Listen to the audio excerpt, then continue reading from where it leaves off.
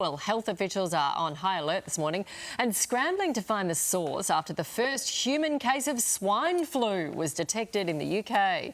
This news broke in the early hours of this morning and the entire Sunrise office went, oh no, not again, please no. So what's going on? Is this COVID all over again? Yeah, joining us now is infectious diseases expert at the University of Queensland, Dr. Paul Griffith. Good morning to you, Paul. So what is going on here? So look, this is nothing to be alarmed about just yet. It really reflects what the flu does and how important and effective our ongoing surveillance is. So this type of swine flu, which is different to the one that we now see seasonally that started spreading in 2009, that one is H1N1. This is H1N2, and this has actually been around since 2005. There's been over 50 cases globally. But what's a bit different about this one is it's the first case in the UK and the first case where there's not an obvious link directly or indirectly to pigs. And so that's what public health officials are really working on now, is to try and work out where it's come from. Hang on, so it's not directed towards, there's no connection to pigs, so it's not really swine flu? What is it?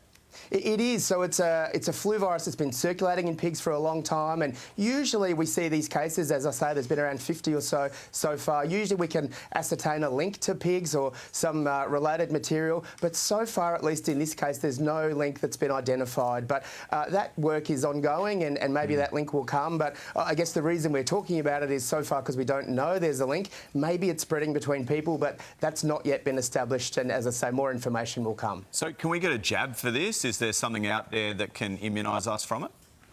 Not yet, because it's really not circulating in people yet, so there's been no vaccine developed. But we have advanced a lot since 2009. We actually did a pretty good job of getting a vaccine out relatively quickly then, and I would think we could do that much more quickly these days. So if it does start circulating in people, if we see it spreading, then I think there'll be a vaccine fairly quickly. OK, so the UK papers are in a frenzy over this. I'm curious about, has it jumped the pigs and gone to some other animal and then into the humans, and is it serious?